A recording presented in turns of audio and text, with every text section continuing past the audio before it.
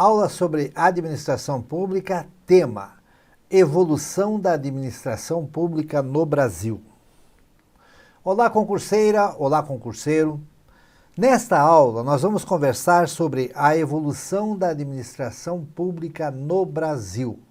Então, nós vamos fazer aqui uma linha do tempo, essa vai ser a linha mestra, e vamos conversar sobre como era a administração pública no Brasil lá na monarquia, depois na primeira etapa da República, e aí nós chegamos na segunda etapa, que é a introdução da administração burocrática, e por último a visão atual, que é a administração pública gerencial.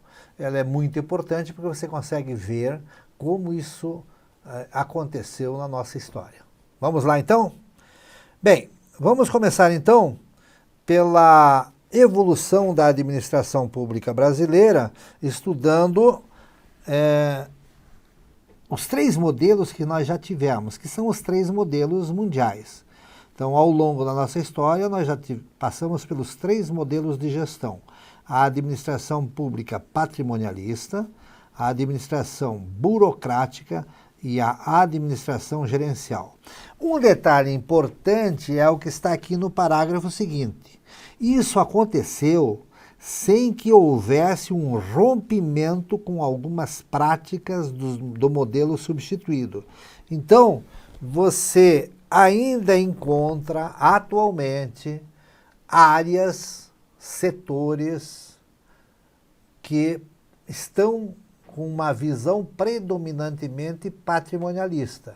Em outras, nós vemos já um misto de burocrático com patrimonialista, e nos mais avançados vemos o modelo gerencial, mas ainda impregnado principalmente pelos vícios da administração patrimonialista e da administração burocrática. Então, atenção, essa pergunta aparece muito frequentemente, dizendo que a adoção do modelo X acabou com os vícios e com os hábitos praticados no modelo anterior. Errado. Há, sim, uma predominância de um dos modelos num determinado período, mas os demais continuam existindo, principalmente nos aspectos negativos. Tranquilo? Então, o correto é o que está escrito aqui, ó. Isso aconteceu sem que houvesse rompimento de algumas práticas no modelo substituído.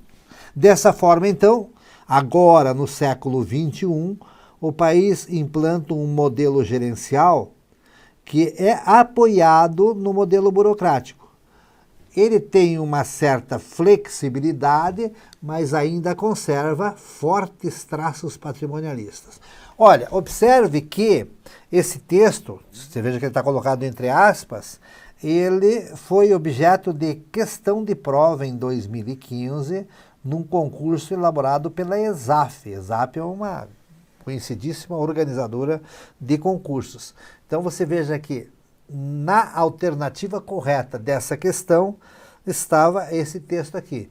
Se você não tem essa noção bem clara de que um modelo não acabou com o modelo anterior, você erra essa questão, tá? Vou ler ela de novo porque ela é importantíssima.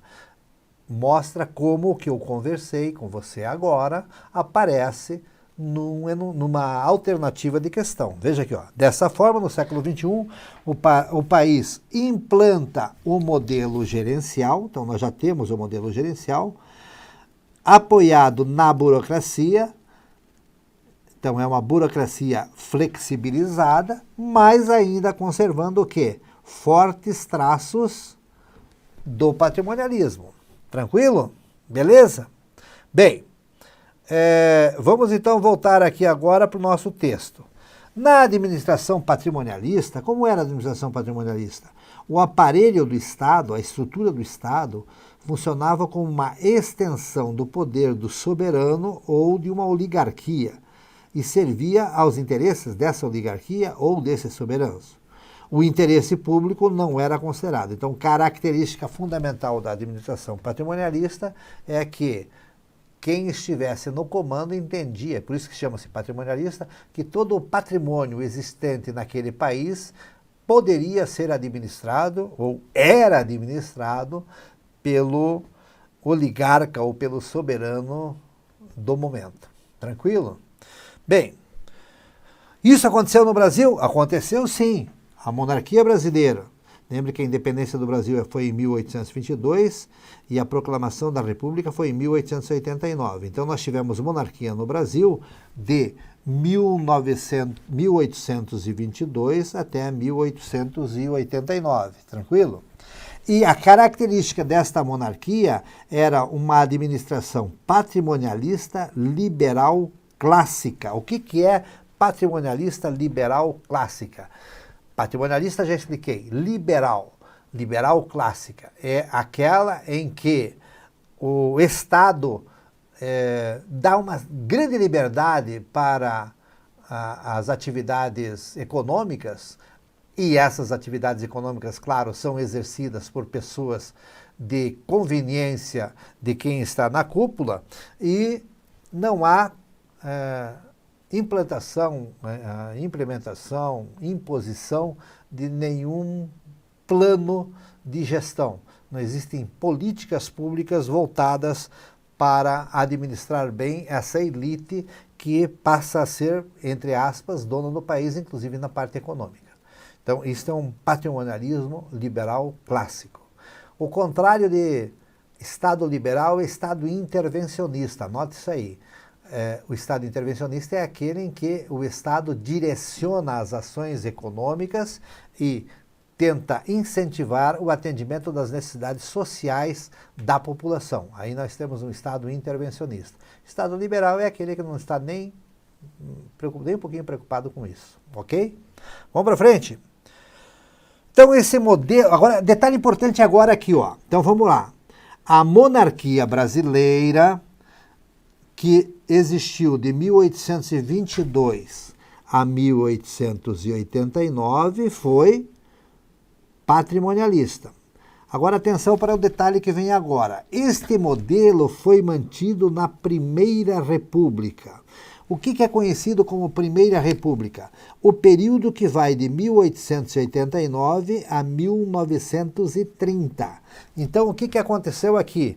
Nós tínhamos uma república, mas nós não tínhamos democracia. Isso também é importante se anotar. República não é necessariamente sinônimo de democracia. Então, nós tínhamos uma república oligárquica. O que é uma república oligárquica? É aquela que tem uma elite comandando os demais, ok?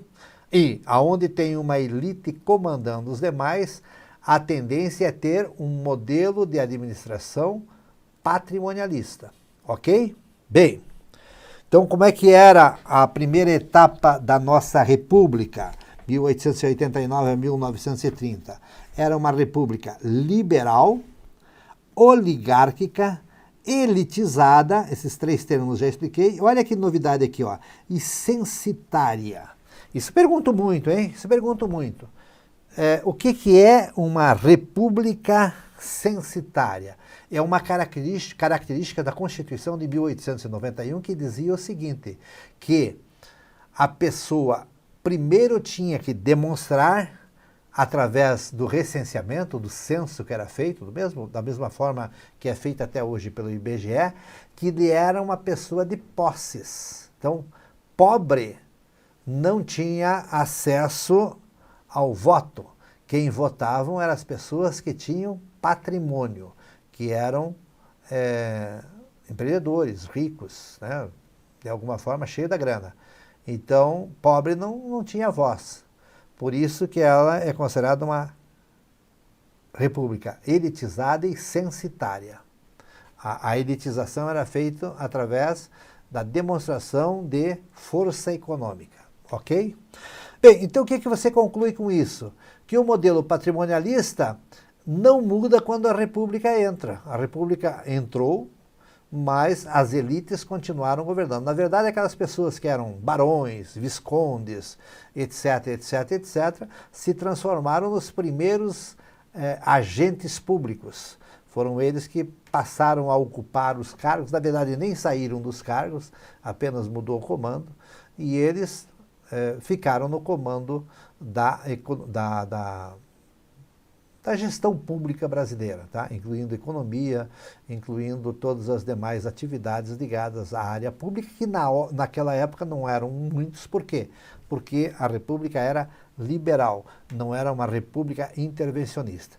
Quando é que muda tudo isso aqui? Em 1930. Em 1930 ocorre uma revolução, um grupo comandado por Getúlio Vargas, que foi o presidente escolhido, e aí tem toda uma história para que ele tenha sido escolhido, ele revoluciona o modelo de administração pública no Brasil, entrando com um modelo centralizado na União, no âmbito federal, e, além disso, ele revolucionou o relacionamento com os investidores, com os empreendedores, com as empresas, com as elites da época.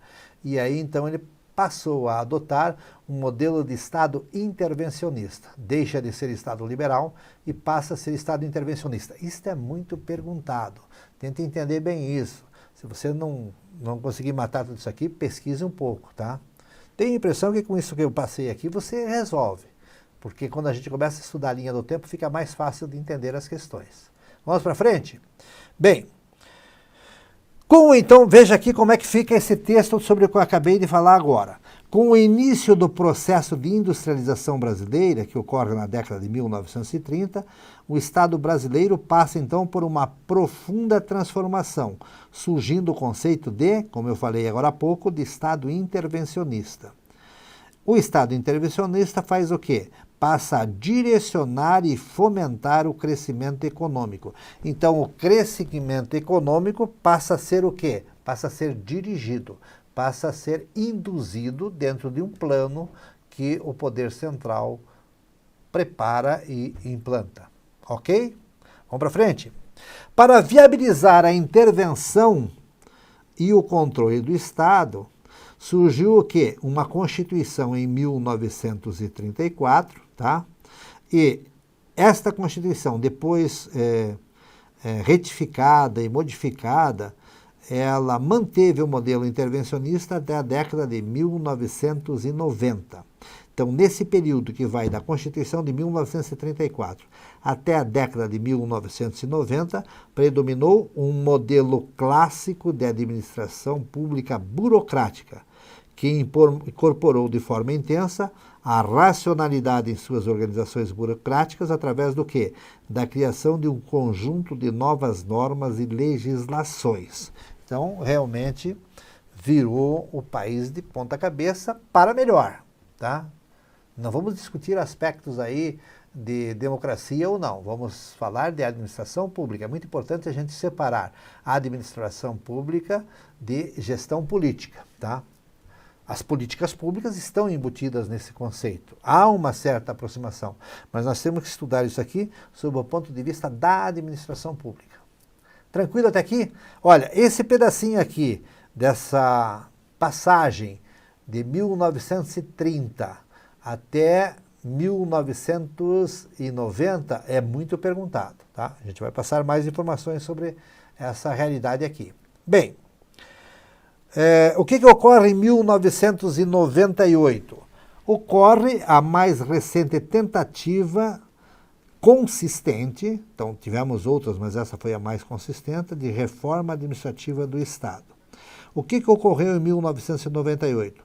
Ocorreu uma emenda constitucional, a emenda constitucional número 19, lembrando que essa emenda constitucional já é sobre a Constituição de 1988.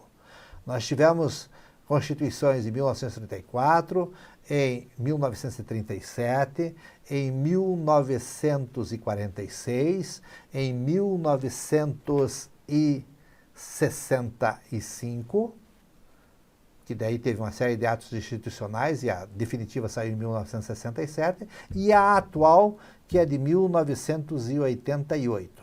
Essa emenda constitucional número 19 é emenda constitucional número 19 em relação à Constituição de 1988.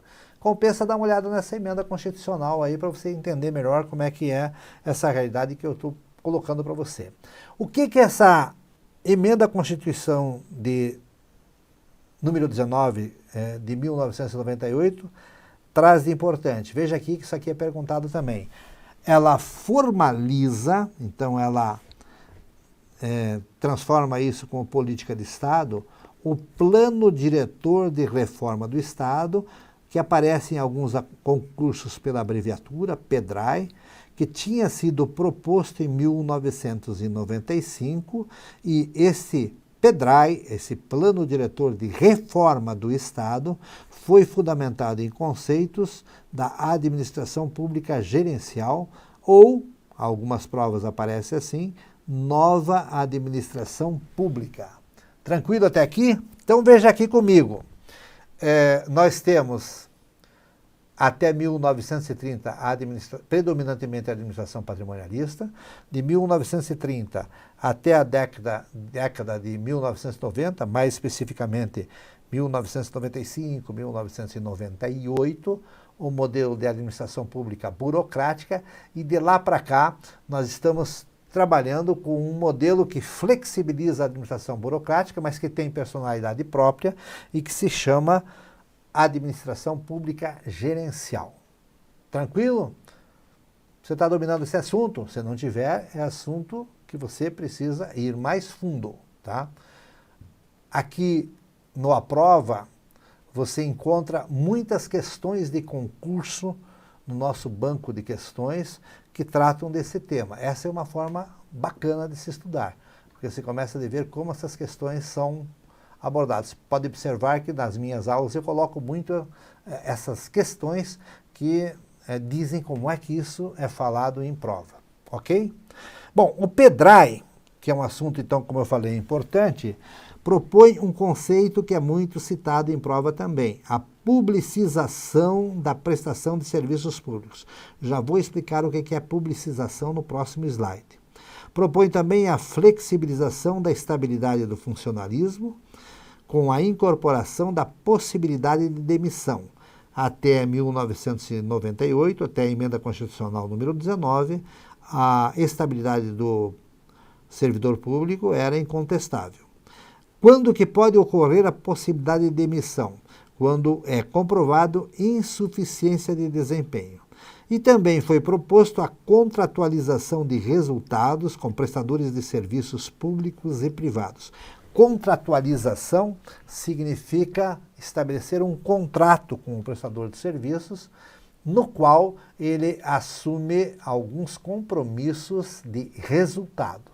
Então, essa que é a significação, o significado da palavra contratualização. Bom, eu prometi para você que eu ia ver publicização. Então, veja aí o que é publicização. Publicização é a transferência da gestão de serviços e atividades não exclusivas do Estado para o setor público não estatal, assegurando o caráter público à entidade de direito privado e sua autonomia administrativa e financeira. Então, a publicização está muito ligado nas parcerias com as organizações sociais. E o que tem de importante nessa situação de publicização? Nós temos, então, um novo conceito para o Estado. Ele passa a ser chamado de Estado regulador. Anote aí, Estado regulador. Antes ele era um Estado intervencionista e mais lá atrás ele era um Estado liberal. Então, o passo a passo é esse. Até 1930, Estado liberal. Nesse período que vai de 1930 até a década de 1990, um Estado intervencionista.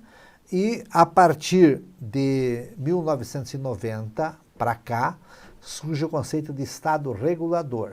E esse Estado regulador funciona através das agências reguladoras. Bem, então veja aqui, está colocado aqui embaixo, ó. O Estado passou a ser regulador e provedor dos serviços sociais, principalmente nas áreas de educação e saúde. Como provedor desses serviços, o Estado os subsidia e incentiva o controle social direto através da participação da sociedade no processo. Então, a esse conjunto de situações, nós damos o nome de publicização. Tranquilo? Bem, A nova administração pública, então, no Brasil, conhecida como administração pública gerencial, surge, então, nas décadas finais do século XX, para quê? Para atender à expansão das funções econômicas e sociais do Estado, as inovações tecnológicas e a globalização, que evidenciaram as deficiências e a lentidão do modelo burocrático. Então, observe que a substituição do modelo burocrático pelo modelo gerencial não foi aí o modismo, foi a necessidade de se ter um modelo mais ágil, mais globalizado, mais em conformidade com o que está sendo praticado por administrações públicas nos países mais desenvolvidos. Então, por isso que se diz que o motivo gerador são inovações tecnológicas, globalização e, por consequência, a deficiência do modelo burocrático por ser muito lento. Tranquilo? Vamos para frente. Para enfrentar as dimensões institucional legal, então, esses obstáculos de ordem legal que a burocracia colocava, e também para enfrentar aspectos culturais, ou seja, a coexistência de valores patrimonialistas e burocráticos com os novos valores, e também para resolver problemas na dimensão gerencial, ou seja, no nível de práticas administrativas, o Brasil lançou em 1995 o que é conhecido pelo Plano Diretor da Reforma do Estado, ou PEDRAE, que estabelece o quê? A setorização do Estado, visando redimensionar o próprio Estado e dessa forma enfrentar a crise fiscal do Estado ocorrida na segunda metade do século XX. Tá? Na segunda metade do século XX, se descobriu no Brasil e no mundo que o Estado não pode ser um Estado provedor, um Estado que ofereça todas as condições que a população precisa, porque essas necessidades da população e o próprio crescimento da população inviabiliza a capacidade do Estado de atender a todos. Então, se partiu para esse novo modelo no Brasil e no mundo, que é o modelo de administração pública gerencial. Ok? Bem, há mais informações sobre o PEDRAE. Um dos princípios do PEDRAE é que o Estado, mesmo ampliando sua ação na área social, só deve executar diretamente as atividades exclusivas do Estado, como a formulação e controle das políticas públicas e das leis. Tranquilo? Então você veja que a ideia do Estado, então, é uma visão de Estado regulador e não um Estado executor, um Estado provedor. Ok? Quanto às atividades de execução, então, elas são trabalhadas para passarem para quem? Passam a ser descentralizadas para agências executivas e para agências reguladoras autônomas. Bem, então, vamos estudar essas agências executivas e essas agências reguladoras que representam o último estágio de evolução da administração pública no Brasil. O que são agências executivas? É a qualificação dada para as autarquias e fundações públicas que continuam a realizar as atividades de competência exclusiva do Estado, com maior autonomia gerencial e financeira, mas submetidas ao conceito de controle por resultados. Tá? Então, aí entra o conceito de contratualização que a gente já conversou. E as agências reguladoras? As agências reguladoras são autarquias constituídas sob regime especial e funcionam como órgãos de regulação, normatização, controle e fiscalização das atividades de determinado setor da economia. Então, quem são essas agências reguladoras? Certamente você já ouviu falar de grande número delas. A Anvisa, a ANS, a ANEEL, a Anatel, a ANA, entre outros. As agências reguladoras, então, têm autonomia administrativa, financeira, patrimonial e de gestão de pessoas. Mas cada uma delas é vinculada a um ministério que a supervisiona. Isso aqui é muito perguntado. E a finalidade institucional das agências reguladoras inclui promover a defesa do interesse público e regular as relações do mercado com os consumidores. Então, na verdade, a grande mudança no Brasil está na transferência do controle desse processo todo de produção de produtos e serviços de interesse da sociedade para as agências executivas e para as agências reguladoras. Tranquilo? Então esse é o panorama geral da evolução da administração pública no Brasil e você vai ter perguntas aí de todas as áreas. Vamos aproveitar esse final de aula para ver algumas questões de como elas são apresentadas em concurso. Então veja aqui, ó. Vamos ver aqui a primeira questão. É sobre o PEDRAE. Ó, o Plano Diretor de Reforma do Aparelho do Estado, PEDRAE, lembre que às vezes pode não aparecer o nome completo, só o PEDRAE, proposto por Bresser Pereira. Bresser Pereira foi o intelectual em administração pública que gerenciou isso na década de 1990. Tinha como foco principal o quê? A reforma administrativa do Estado, pautada por uma ótica gerencial. De acordo com o PEDRAE, a reforma tinha o intuito de promover, dentre outras matérias, correta alternativa E, promover a separação entre a formulação política e a execução. Então, a formulação política é dos órgãos governamentais e a execução pertence a quem? Às agências executivas e às instituições, principalmente organizações sociais, que trabalham dentro do conceito de publicização. Ok? Então, correta aqui a alternativa E. Vamos ver mais uma questão? Veja aqui comigo. Que estilo de governo surgiu para enfrentar a crise fiscal do Estado na segunda metade do século XX e traz como princípios a racionalidade administrativa, o planejamento, o orçamento, a descentralização e o controle de resultados, sendo imbuído de servir o cidadão? Resposta correta, alternativa correta, a letra B, a administração pública gerencial. Veja aqui como nós temos outra questão aqui, eu coloquei aqui a alternativa certa, o modelo de administração pública gerencial, implementado no Brasil a partir dos anos 1990, introduziu inovações em relação ao modelo burocrático. Então perceba, está bem concreto que não houve um rompimento com o modelo burocrático, houve um conjunto de inovações, mas daí não é mais modelo burocrático, principalmente o fato de que o modelo burocrático preconiza a centralização e o modelo gerencial preconiza o modelo de descentralização. Mas não se desmanchou aquela estrutura de fiscalização e controle que é próprio da visão weberiana, da visão de administração burocrática. Tranquilo? Vamos ver mais uma? Então veja aqui comigo. Na administração pública, o quê? Alternativa correta, letra A. Na administração pública burocrática, os governos não podiam demitir funcionários de baixa produtividade, não podiam premiar os bons funcionários pelos resultados obtidos e não conseguiam direcionar a administração para os resultados. Este modelo antecedeu a administração pública gerencial. Tranquilo? Então, aproveite essas questões aqui e coloque isso para completar a teoria para você estudar. Vamos ver aqui mais uma. Então, veja lá comigo. As agências reguladoras são pessoas jurídicas de direito público. Veja que isso aqui está no enunciado da questão, hein? Ele informa isso. As agências reguladoras são pessoas jurídicas de direito público que servem como um instrumento do Estado para regular e fiscalizar a atividade privada em alguns setores específicos da economia.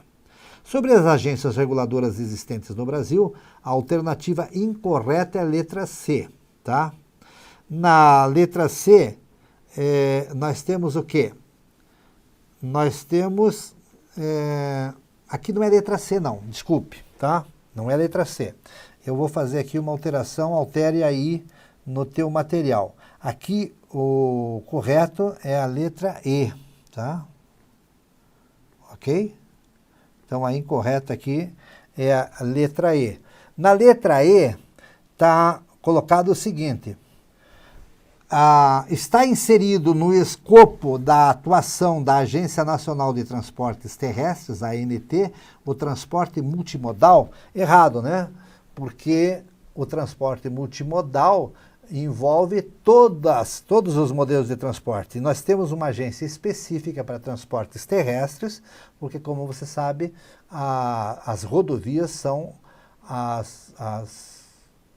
os caminhos, né, o modal mais utilizado no Brasil. Então nós temos uma Agência Nacional de Transportes Terrestres que controla, como o próprio nome diz, transportes terrestres. Não todos os multimodais que nós temos. Nas alternativas corretas, para você estudar com calma depois, nós temos o quê? Nós temos exemplos de função da ANAC, veja aqui comigo, ANAC, ANSINE, a ANA, que é a Agência Nacional das Águas, e a Agência Nacional de Saúde Suplementar, que é a ANS. Lembre que essa aqui é uma das, não significa que seja só essa o escopo de atuação dessas instituições. O que eu quero mostrar para você é que você precisa estudar, sim, um conjunto de agências reguladoras, porque elas aparecem em concurso e você tem que saber a diferença entre uma e outra. Então dê uma estudada nisso aqui. Tranquilo? Bons estudos e até uma próxima aula.